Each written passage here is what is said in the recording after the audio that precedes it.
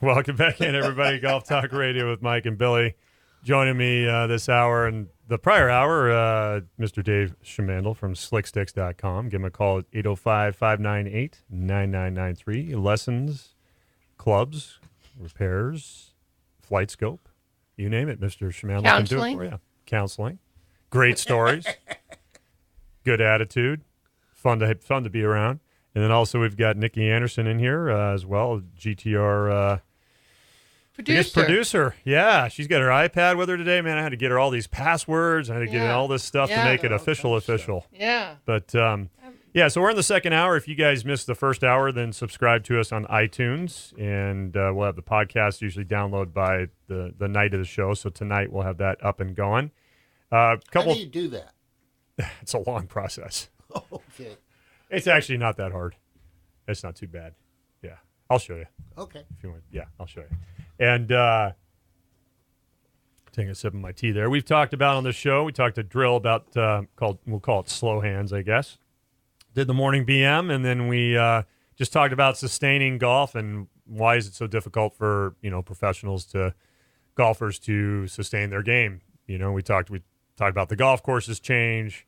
I think another part of it is, I don't know. I mean, I know these guys are really good, but it's amazing when I talk to reps from different companies, how much tinkering goes on with the pros, because a lot of those guys, my gosh, it's unbelievable. Oh yeah. And again, that's a compliment to them. I don't know how they hit the ball so well, other than, they've been doing it all their lives and they're great athletes and all that, but when you're changing clubs all the time, I don't know how you find any continuity to anything. Yeah. And maybe that's just more my personality than why I'm saying that. Well, but personality is part of it. There's some of them using the same driver they used 7 years ago. Yeah. And then some of them, they haven't used the same driver 2 weeks in a row. Yeah. So I couldn't even imagine. And you know what? They're in a candy store. That's true. Yeah. Well, and in some cases, if they're in a sponsorship or a partnership, they have to. Mm-hmm. And one good one, sometimes when they miss the cut, if they miss the cut, they'll stick around for the weekend just so they can mess around with clubs. Wow. They'll stay at the course and just so they can tinker around with different shafts and things like that. I think, too, when someone kind of goes off the wagon and is not playing well, they feel like they have to make some kind of change, and that change, whatever it is going to be a catalyst for change in their game. And it could be equipment, it could be firing their caddy, or it could be, anything like that. Drinking heavily. That one doesn't usually work very well, Dave. Excuse me. That's funny. Funny and not funny, I guess. But so we're in Clubbing with Dave segment. Dave, you got anything you want to throw out there? You got any tips you want to throw out there? You got any slick stick specials? Anything going on with the flight scope? I'll tell you, a real hot shaft right now is Fujikura Atmos. It's really making it big on tour. I think that was the one that they had in the Ping. Maybe no, it wasn't, because Ping made their own. Ping made their own shafts for their own woods. Shaft, yeah. But the Atmos is it's an interesting shaft. They have three models. One hits high, one hits low, one's kind of in between, and it's really made its way on the tour. There's every week, another 4, 5, 6 players are using it. Our local boy Rory Dahl, I put one in his hybrid a week ago, and he's just absolutely fell in love with it. He said, well, I got to put it with my driver too. So I ordered him a driver shaft, and he went out and played with it yesterday for the first time. And he says, man, I've never, and this boy hits the driver well. And he said, I've never hit the driver that well. Really? So yeah, it's is real good shaft. What are the characteristics of the shaft itself? It's kind of long and skinny and round. He's such a smart. He is, isn't he? No, it's. Does it tend to be, because when you go from flex to flex, I know there's weight differences and things like that. But is it what category do you think it kind of falls in? Is it a? It's a tour spec shaft. Yeah. So it is. It's a pretty firm shaft. Even the high flying one they say is pretty stout shaft. Yeah. normally when I work with Rory's clubs, I take extra stiff and tip it an inch or so, and Wow. just to get it up to snuff for him, and I just put it in and as is, and he said it's easy to control. Really? So Interesting. it's a stout shaft. So if anybody's interested in it, if you play stiff, I'd go with regular. Or if you Really? play extra stiff, I'd go with So stiff. you got to step it down. It's a pretty stout shaft, yeah. Yeah. But Awesome. so that's probably the newest, grooviest thing I've got around right now. Yeah. Yeah. Awesome, man. Very cool. You guys want to call the show here, 805-595-3776, 805-595-3776. We brought up in the first hour, we can do loose impediments, but I thought I'd throw this out there. Been a lot of things, and there always has been in sports with fans and sports fans, David. Not fans. I was gonna be good that time too. So I guess as a sports fan, whether you're a sports fan of professional golf or just sports in general, what are your boundaries as a fan? And Depends what sport too. I think you're right. I was thinking about that. That's very true. If it's boxing, it's different than golf. Oh boy. That's a different group of the population, I'll tell you that. But no, it depends. I think what sport it is and what is acceptable. So here's I thought Get in the hole ain't acceptable. do what? Get in the hole ain't acceptable. I'm sorry. Yeah. So I've got I pulled up a definition of a fan, right? And it says a fan or a fanatic, sometimes also termed an aficionado or supporter, is a person who's enthusiastically devoted to someone or somebody, such as a band, sports team, genre, book, a movie, or an entertainer. The word enthusiastic, I think that. Yeah. Because if you would have asked me to define it, would have had a hard time. But I think that's a great definition. So as a father and taking kids to sporting events, one of the things I have a problem with us fans is like crossing the line.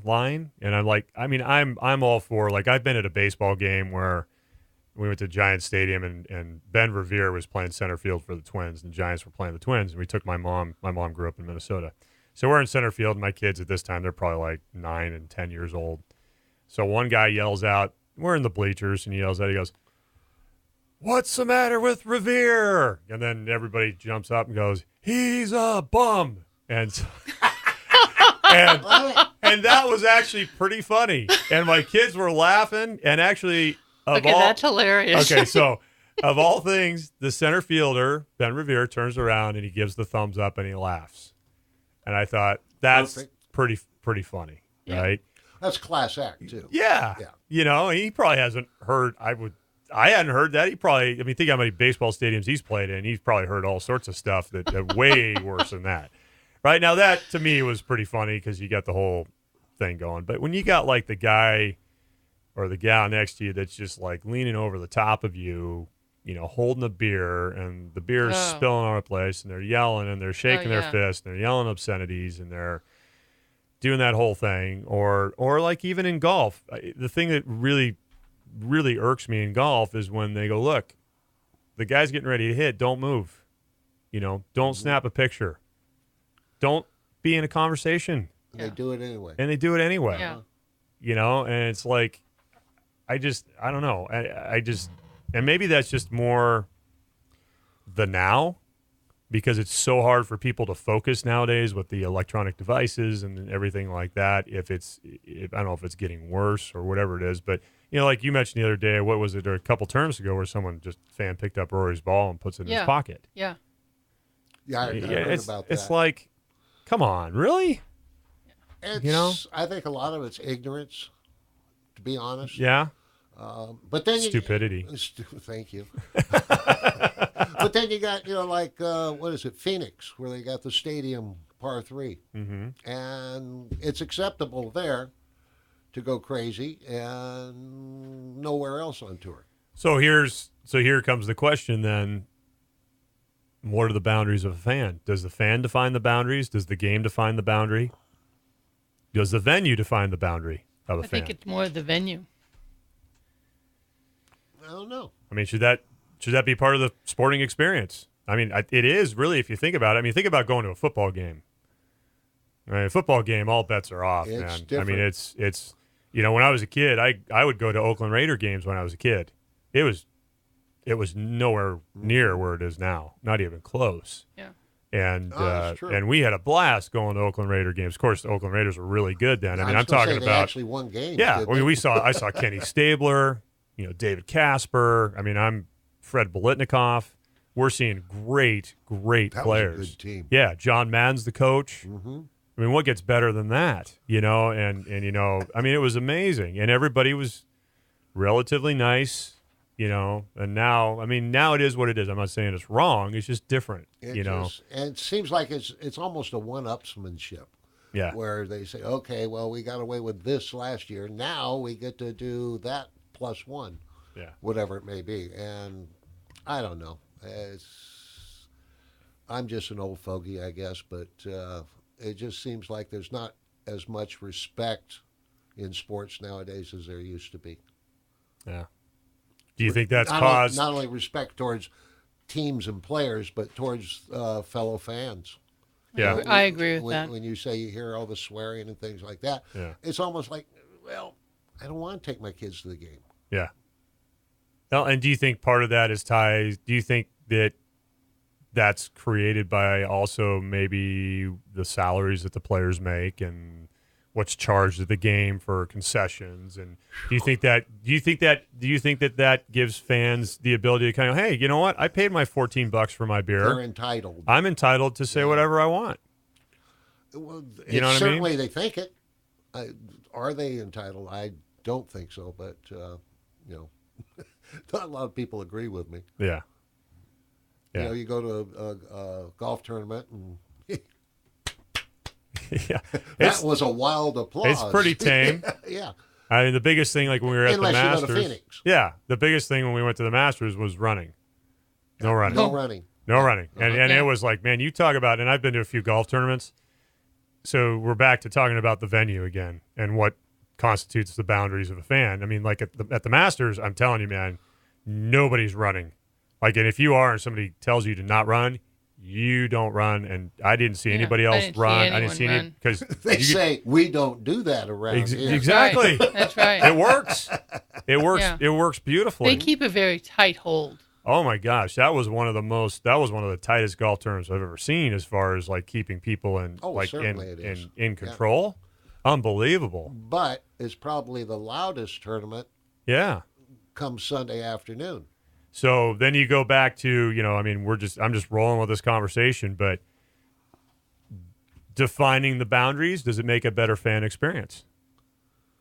Like, I got to tell you, when we went to the Masters, that's one of the best fan experiences I've ever had. Yeah. Well, Seriously, it was amazing. You went to the best. Yeah.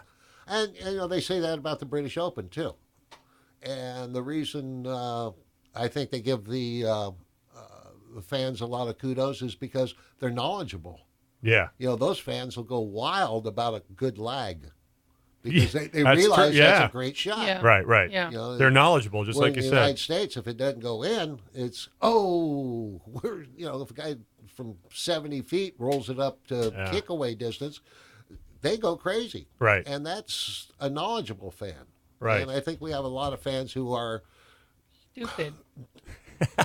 God, We said it. I mean, what about the people I that haven't yell had to out? say it. I just say thank you.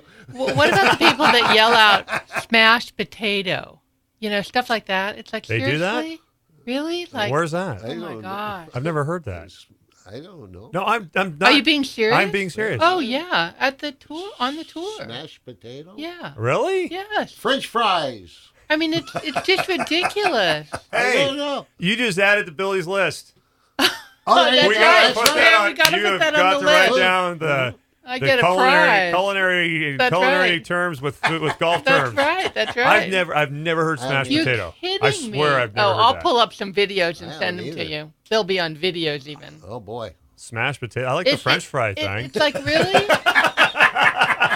Donuts. I mean, seriously. That's what they yell when they miss a putt. Donuts.